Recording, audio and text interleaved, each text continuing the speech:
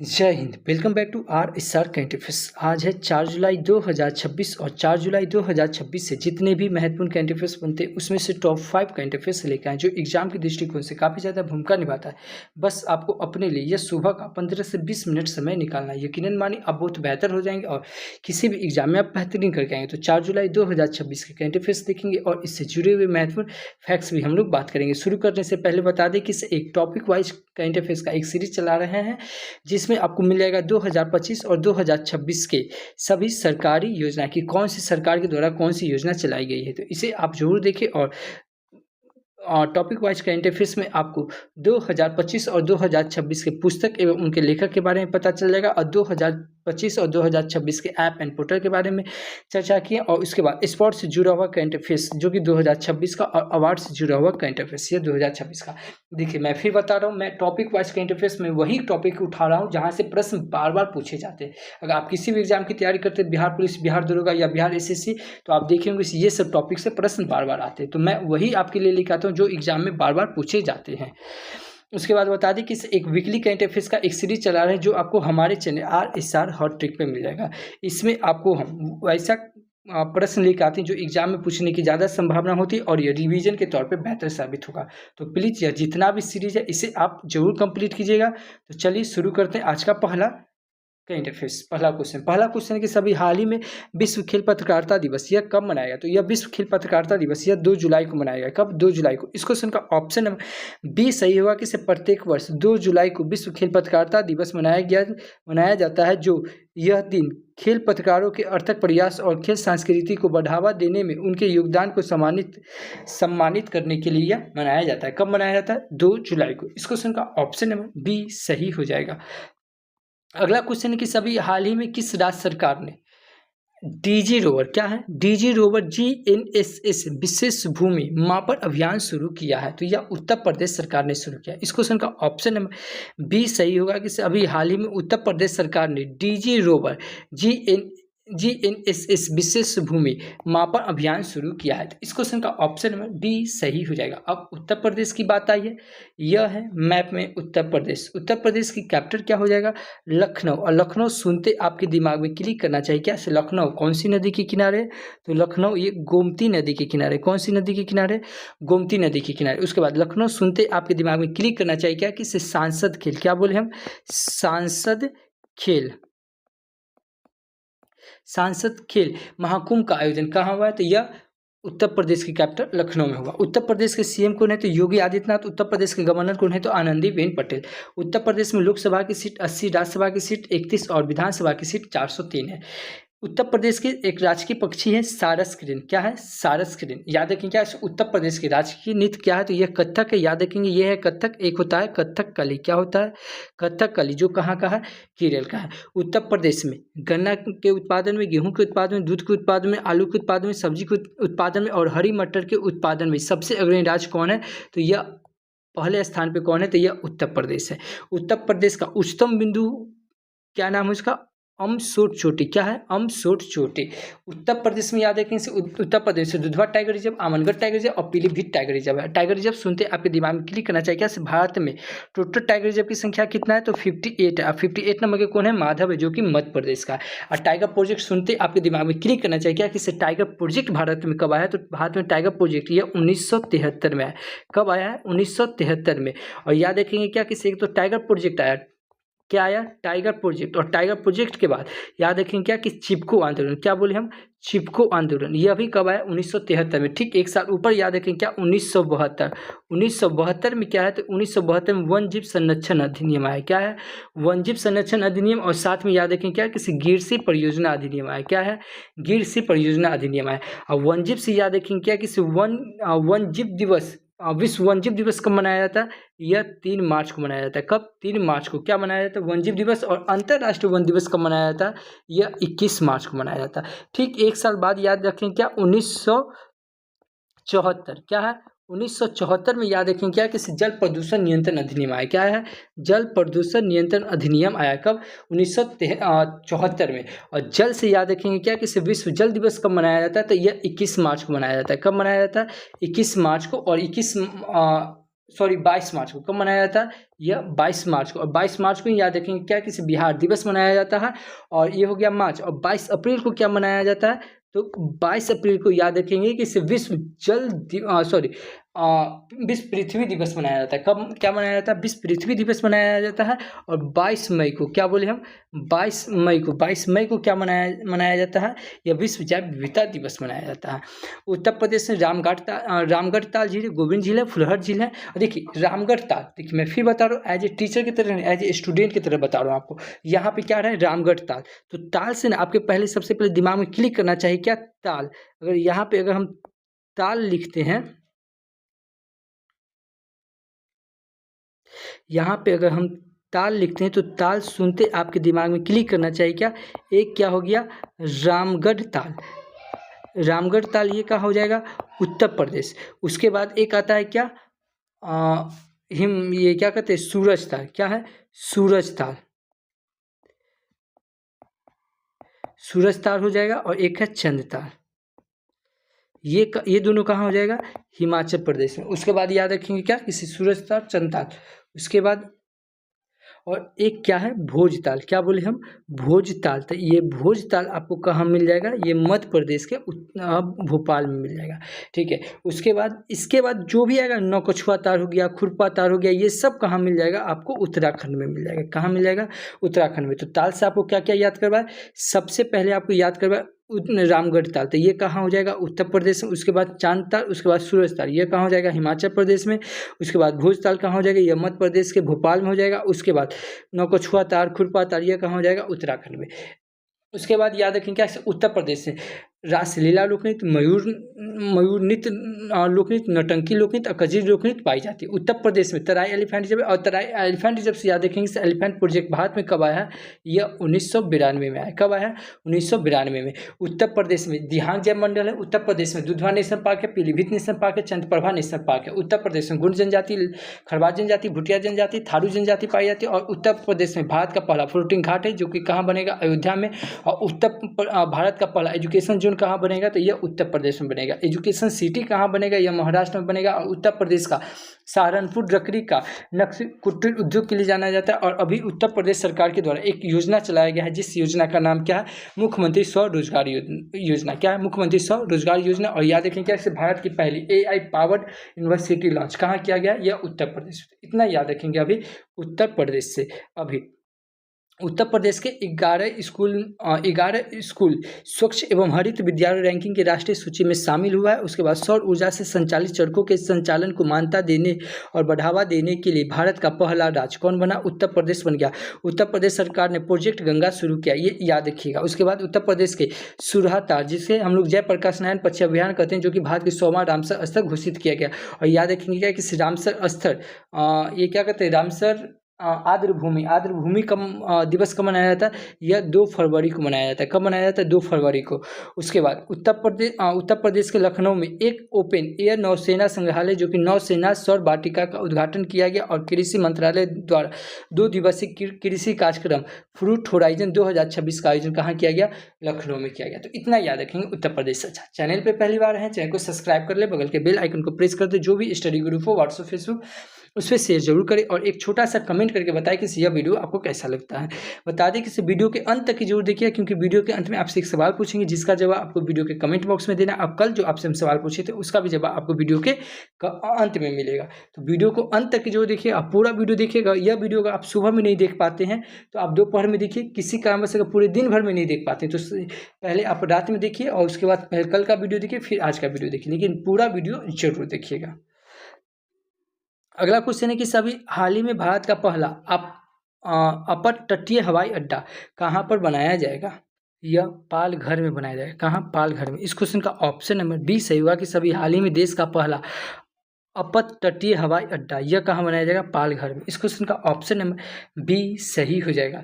अगला क्वेश्चन है कि अभी हाल ही में किस भारतीय सेना को क्या है? किस भारतीय सेना का प्रमुख नियुक्त किया गया है? तो भारतीय सेना का जो प्रमुख नियुक्त किया गया है, यह नियुक्त किया गया है संदीप जैन को नियुक्त किया गया। किसे? संदीप जैन को। इस क्वेश्चन का ऑप्शन नंबर बी सही होगा। ये है संदीप जैन, इनको अभी भारतीय सेना का उप प्रमुख नियुक्त किया गया। इस क्वेश्चन का ऑप्शन नंबर बी सही हो जाएगा। अब नियुक्ति की बात आई तो अभी जो भी चीज़ आपको मैं रिकॉल करवा रहा हूँ उसे आप रिकॉल कीजिए। जैसे इंटेलिजेंस ब्यूरो के नए निदेशक किसे नियुक्त किए गए? महेश दीक्षित को। किसे? महेश दीक्षित को। बंगाल क्रिकेट एसोसिएशन ने अशोक डिंडा को अपने महत्वाकांक्षी विजन 2028 कार्यक्रम का प्रमुख और तेज गेंदबाजी कोच नियुक्त किया गया। मेटा प्लेटफॉर्म्स के तहत व्हाट्सएप का ग्लोबल हेड कुणाल शाह को नियुक्त किया गया और भारत का सॉलिसिटर जनरल तुषार मेहता को नियुक्त किया गया और international tribunal for the law of the sea में बिमल एन पटेल को जज के पद पर नियुक्त किया गया। Cellular operators association of India के नए चेयरमैन राहुल वत्स बने हैं। FATF के नए उपाध्यक्ष कौन बने? विवेक अग्रवाल। इतना याद रखेंगे। अच्छा, नियुक्ति की बात है तो कुछ इंपॉर्टेंट नियुक्ति आपको रिकॉल करवा रहा हूँ, वो मेरे साथ आप रिकॉल कीजिए और जैसे जैसे मैं को कनेक्ट करूँगा ना, बस सेम आपको उसी प्रकार को कनेक्ट करना है, दिमाग में चलाना है और मेरे साथ बोलना है। जैसे DRDO के, क्या बोले हम? DRDO के अध्यक्ष कौन है? तो यह राजेश कुमार सिन्हा है। कौन है? राजेश कुमार सिन्हा। DRDO से याद रखेंगे क्या कि DRDO का स्थापना कब हुआ है? तो DRDO का स्थापना 1958 में हुआ है। कब हुआ है? 1958 में, 1958। और 1958 सुनते आपके दिमाग में क्लिक करना चाहिए क्या?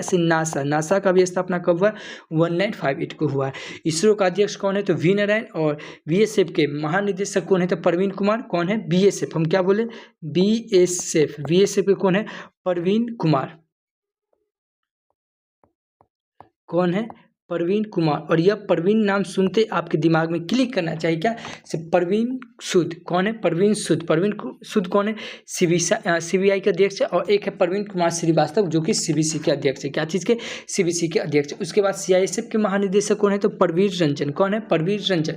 ITBP के महानिदेशक कौन है? तो शत्रुजीत सिंह कपूर। NCC के कौन है? वीरेंद्र वत्स। सेबी के कौन है? तुहित कांत। कौन है? तुहित कांत। रॉ के चेयरमैन कौन है? पराग जैन। कौन है? पराग जैन। उसके बाद BPCL के अध्यक्ष कौन है? संजय खन्ना। कौन है? संजय खन्ना। और फिर बता रहा हूँ, संजय नाम सुनते आपके दिमाग में क्लिक करना चाहिए क्या? किसे? संजय मूर्ति। संजय मूर्ति कौन है? कैग यानी कि नियंत्रक एवं महालेख परीक्षक, जिसका वर्णन संविधान के आर्टिकल 148 में है।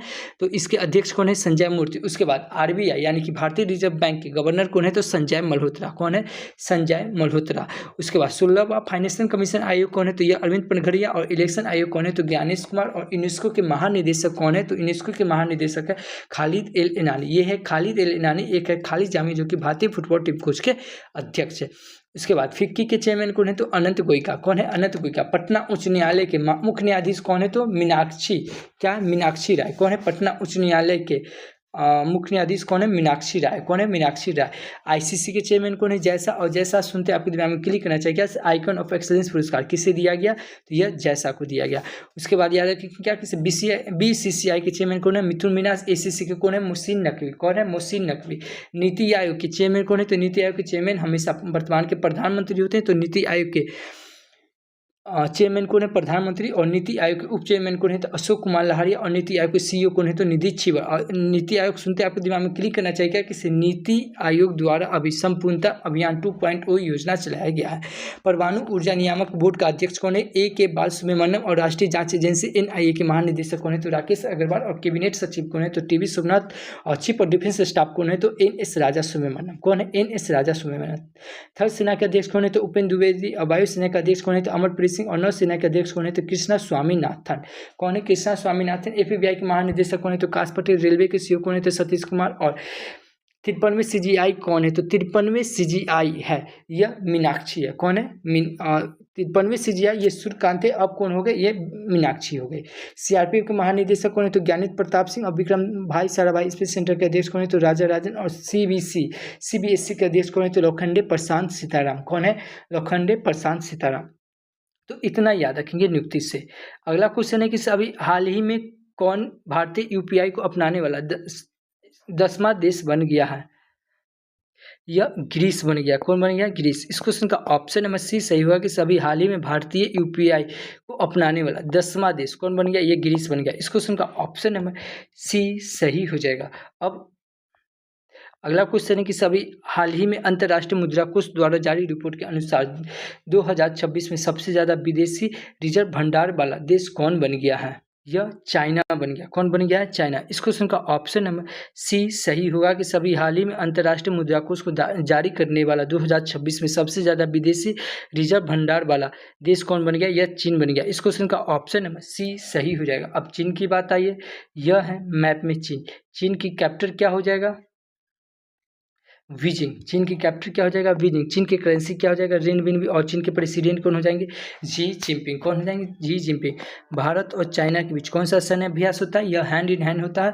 और याद रखेंगे क्या, किसे चाइनीज भाषा दिवस कब मनाया जाता है? यह 20 अप्रैल को मनाया जाता है। और दुनिया में स्टील के उत्पादन में और तंबाकू के उत्पादन में सबसे अग्रणी देश कौन है? तो यह चाइना है। और विश्व तंबाकू निषेध दिवस कब मनाया जाता है? यह 31 मई को मनाया जाता है। कब मनाया जाता है? 31 मई को। ये याद रखेंगे। अभी याद रखेंगे क्या कि अभी चीन के लाइनशाइन को दुनिया के सबसे तेज सुपर कंप्यूटर घोषित किया गया। किसे? लाइनशाइन को। ये याद रखिए, दुनिया का सबसे तेज सुपर कंप्यूटर घोषित किया गया। किसका? चीन के। एशिया के एआई स्टार्टअप क्लस्टर में बीजिंग के पहला स्थान प्राप्त हुआ है। और चीन ने न्यू नामक दुनिया की पहली व्यावसायिक चिप को मंजूरी दी है। भारत और चीन सीमा मामलों पर परामर्श और समन्वय के लिए कार्यकारी तंत्र WMCC की 35वीं बैठक यह चीन बीजिंग में आयोजित की गई। और अंतर्राष्ट्रीय ऊर्जा एजेंसी 2026 की रिपोर्ट के अनुसार चीन दुनिया का 44वां% REM रखता है। चीन के डॉक्टरों ने 3000 किलोमीटर की दूरी से हैदराबाद के एक मरीज का सफल रिमोट रोबोटिक सर्जरी की है। तो इतना याद रखेंगे चीन से। अगला क्वेश्चन है कि सभी हाल ही में प्रधानमंत्री की सुरक्षा की जिम्मेदारी संभालने वाले स्पेशल प्रोटेक्शन ग्रुप यानी कि SPG, क्या है? SPG का निदेशक किसे नियुक्त किया गया है? यह अमित कुमार को नियुक्त किया गया। किसे? अमित कुमार को। इस क्वेश्चन का ऑप्शन नंबर सी सही होगा। किसे? ये IPS अमित कुमार। ये है IPS अमित कुमार। इनको अभी प्रधानमंत्री की सुरक्षा की जिम्मेदारी संभालने वाले स्पेशल प्रोटेक्शन ग्रुप SPG का निदेशक नियुक्त किया गया। इस क्वेश्चन का ऑप्शन नंबर सी सही हो जाएगा। और नियुक्ति से आपको इसी वीडियो में अभी पूरा चीज अभी बताएं। अगला क्वेश्चन है कि सभी हाल ही में संयुक्त राष्ट्र द्वारा जारी SDG, क्या है? SDG यानी कि इसका मतलब होता है सतत विकास लक्ष्य सूचकांक में 2026 में भारत कौन से स्थान पे? तो यह 94 स्थान पे। इस क्वेश्चन का ऑप्शन नंबर बी सही होगा कि संयुक्त राष्ट्र द्वारा जारी SDG इंडेक्स 2026 में भारत अब 94 स्थान पे। इस क्वेश्चन का ऑप्शन नंबर बी सही हो जाएगा। अच्छा, इंडेक्स की बात है तो कुछ इंपॉर्टेंट इंडेक्स आपको भारत से बता रहा हूँ, बस आप मेरे साथ रिकॉल कीजिए। और जो जो चीज़ मैं आपको रिकॉल करवा रहा हूँ वह सब मेरे साथ रिकॉल कीजिए। जैसे भारत क्या है? ग्लोबल फायर पावर इंडेक्स में भारत कितवें स्थान पे? यह चौथे स्थान पे, याद रखिएगा, ठीक है। लैंगिक असमानता सूचकांक भारत कितने स्थान पे? 131 स्थान पे। और वार्षिक ऊर्जा संक्रमण सूचकांक भारत कितने स्थान पे? 71वें स्थान पे। यात्रा और पर्यटन विकास सूचकांक भारत कितने स्थान पे? 39वें स्थान पे है। खुशहाली सूचकांक में भारत 116 स्थान पे। और शांति सूचकांक में भारत 127 स्थान पे। कितने स्थान पे? शांति सूचकांक में भारत 127 स्थान पे है। और भूख सूचकांक में भारत 102 स्थान पे है। पर्यावरण सूचकांक में भारत 176 स्थान पे। और जलवायु परिवर्तन सूचकांक में भारत 23वें स्थान पे है। और ये क्या कहते हैं, मानव विकास सूचकांक में भारत 130 स्थान पे है। उसके बाद विश्व प्रतिस्पर्धात्मक सूचकांक में भारत 41वें स्थान पे है। और वैश्विक नवाचार सूचकांक में भारत 38वें स्थान पे है। CPI यानी कि भ्रष्टाचार सूचकांक में भारत 91वें स्थान पे। और वर्ल्ड यूनिवर्सिटी रैंकिंग में भारत 59 स्थान पे है। और वर्ल्ड टैलेंट रैंकिंग में भारत 63 स्थान पे। AI प्रेफरेंस रैंकिंग में भारत 72 स्थान पे। विश्व के सबसे समान देश में भारत चौथे स्थान पे। हुरून ग्लोबल यूनिकॉर्न में भारत 3रे स्थान पे। और AI इन्वेस्टमेंट रैंकिंग में भारत 10वें स्थान पे। और संयुक्त राष्ट्र व्यापार सूचकांक में भारत 36वें स्थान पे। तो इतना याद रखेंगे भारत की इंडेक्स से। अगला क्वेश्चन है कि अभी हाल ही में 29वां राष्ट्रीय E-गवर्नेंस सम्मेलन कहाँ किया गया है? जयपुर किया गया। कहाँ किया गया? जयपुर। इस क्वेश्चन का ऑप्शन नंबर डी सही हो जाएगा कि 29वां राष्ट्रीय E-गवर्नेंस सम्मेलन का आयोजन यह कहाँ किया गया है? जयपुर में। इस क्वेश्चन का ऑप्शन नंबर डी सही होगा। अच्छा, जयपुर सुनते आपके दिमाग में क्लिक करना चाहिए क्या कि भारत और रूस के बीच, क्या है? भारत और रूस के बीच कौन सा सैन्य अभ्यास होता है? आप मेरे साथ रिकॉल कीजिए। नहीं, रूस बोल रहे हैं, सिंगापुर। क्या है? भारत और सिंगापुर के बीच कौन सा सैन्य अभ्यास होता है? वर्ल्ड कुरुक्षेत्र। यह कहाँ हुआ है? यह जयपुर में ही हुआ है। ये इतना याद रखेंगे। अगला क्वेश्चन है कि सभी हाल ही में किस देश ने अपने दूसरे सबसे बड़े और व्यस्त मोंगला बादशाह को भारत से लेकर चीन को दे दिया है? यह बांग्लादेश। कौन हो जाएगा? बांग्लादेश। इस क्वेश्चन का ऑप्शन नंबर सी सही होगा कि सभी हाल ही में बांग्लादेश ने अपने दूसरे सबसे बड़े व्यस्त मोंगाला बादशाह को भारत से लेकर किसे दे दिया या चीन को दे दिया? इस क्वेश्चन का ऑप्शन नंबर सी सही हो जाएगा, बांग्लादेश। अब बांग्लादेश की बात आई है, यह है मैप में बांग्लादेश। बांग्लादेश की कैपिटल क्या हो जाएगा? ढाका। बांग्लादेश की करेंसी क्या हो जाएगा? बंगाली टाका। बांग्लादेश के प्राइम मिनिस्टर कौन जाएंगे? तारिक रहमान। कौन है? तारिक रहमान। भारत और बांग्लादेश के बीच कौन सा सैन्य अभ्यास होता है? संप्रीति। कौन सा सैन्य अभ्यास होता है? संप्रीति। अभी तमीम इकबाल क्या है? अभी तमीम इकबाल को बांग्लादेश का क्रिकेट बोर्ड का अध्यक्ष चुना गया और परमाणु ऊर्जा का उपयोग करके बिजली पैदा करने वाला दुनिया का 33वां देश बांग्लादेश बन गया। और दिनेश त्रिवेदी को बांग्लादेश में भारत का नया उच्च आयुक्त नियुक्त किया गया। बांग्लादेश ने SAFFU अंडर-20 चैंपियनशिप 2026 का खिताब जीता और 26 मार्च 2026 को बांग्लादेश का स्वतंत्रता दिवस मनाया गया। और बांग्लादेश संयुक्त राष्ट्र जल सम्मेलन में शामिल होने वाला पहला दक्षिण एशियाई देश बन गया। और बांग्लादेश की प्रसिद्ध लोक गायिका फरीदा परवीन को नियुक्त किया गया। और भारत ने भूमि और समुद्री बंदरगाह के माध्यम से बांग्लादेश से जूट आयात पर प्रतिबंध लगाया। तो इतना याद रखेंगे बांग्लादेश से। अगला क्वेश्चन है कि सभी हाल ही में 1 जुलाई 2026 को भारतीय स्टेट बैंक SBI का कौन सा स्थापना दिवस मनाया गया है? यह मनाया गया है SBI का स्थापना दिवस 71वां। कितना बनाया गया? 71वां। इस क्वेश्चन का ऑप्शन नंबर सी सही होगा कि सभी हाल ही में 1 जुलाई 2026 को भारतीय स्टेट बैंक SBI का 71वां स्थापना दिवस मनाया गया। इस क्वेश्चन का ऑप्शन नंबर सी सही होगा। अब ये SBI की बात आई है तो SBI से कुछ इंपॉर्टेंट फैक्ट्स बता रहा हूँ, आप मेरे साथ रिकॉल कीजिए। जैसे SBI का स्थापना कब हुआ है? 1955 में, 1 जुलाई 1955। कब? 1955 में। उसके बाद याद रखें से SBI का हेडक्वार्टर कहाँ है? मुंबई। और SBI के अध्यक्ष कौन है? तो चल्ला श्रीनिवासवलु शेट्टी। कौन है? चल्ला श्रीनिवासवलु शेट्टी। और इसका स्थापना कब हुआ? 1 अप्रैल 1955 को। ये याद रखेंगे SBI से। अगला क्वेश्चन है कि सभी हाल ही में 3 वर्ष की अवधि के लिए HDFC बैंक के अंशकालिक अध्यक्ष के रूप में किसे नियुक्त किया गया है? यह राजीव कुमार को नियुक्त किया गया। किसे? राजीव कुमार को। इस क्वेश्चन का ऑप्शन नंबर ए सही होगा कि सभी हाल ही में 3 वर्ष की अवधि के लिए HDFC बैंक के अंशकालिक अध्यक्ष के रूप में यह राजीव कुमार को नियुक्त किया गया। इस क्वेश्चन का ऑप्शन नंबर ए सही हो जाएगा। अब बैंक की बात आई है तो कुछ इंपॉर्टेंट फैक्ट्स देख लेते हैं। जैसे ICICI बैंक क्या है? ICICI बैंक ने गिफ्ट सिटी NRIS के लिए USD डेबिट कार्ड लॉन्च किया। और IDFC फर्स्ट बैंक ने secured business credit card launch किया। और BOB ने जियो फोन डिवाइस के जरिए फीचर फोन बैंकिंग सेवा शुरू की है। और BOB ने बहुभाषी AI प्लेटफॉर्म्स बॉम्बे संवाद शुरू किया। और यस बैंक के MD एंड CEO का पदभार विनय टोनसे ने संभाला। यस बैंक और S&P ग्लोबल CSA रैंकिंग में शीर्ष पर रहा। और महिला SHG सदस्य के लिए भारत का पहला UPI लिंक्ड ओवरड्राफ्ट BOB ने लॉन्च किया। तो इतना याद रखेंगे बैंक से। अच्छा, आज के लिए आपका क्वेश्चन किससे? अभी हाल ही में अंतर्राष्ट्रीय क्रिकेट में सबसे ज़्यादा विकेट लेने वाले पहले गेंदबाज कौन बने? अगर आप हमारा वीडियो कंटिन्यू देखते हैं तो इस क्वेश्चन का आंसर आपको आना चाहिए। नहीं आता है, मोबाइल उठाइए, वीडियो को पॉज कीजिए, गूगल पे सर्च कीजिए और जितना फैक्ट्स बनता है उतना आप लिखिए। लिखने की हैबिट आप अपने अंदर जरूर डालिए। अगर किसी भी चीज़ को अगर आप नहीं लिखते हैं वो हमेशा के लिए याद नहीं रहता, इसलिए आप लिखने की हैबिट जरूर डालिए। अगर किसी भी चीज़ को आप लिख देते हैं वो हमेशा के लिए आपको याद हो जाता है। अगर इस वीडियो का अगर PDF फाइल चाहिए तो आप हमारे Telegram channel RSR current affairs search करके जुड़ सकते हैं या इस QR कोड को स्कैन करके जुड़ सकते हैं। टेलीग्राम जरूर ज्वाइन कर जाए क्योंकि टेलीग्राम पे आपको इसका वीडियो मिलेगा। वीडियो के ठीक नीचे इसका PDF फाइल मिलेगा और PDF फाइल के नीचे ठीक इसका जुड़ा हुआ MCQ मिलेगा जो आप कभी भी किसी भी समय आप इसे लगा सकते हैं। तो प्लीज़ टेलीग्राम जरूर ज्वाइन कर जाइए।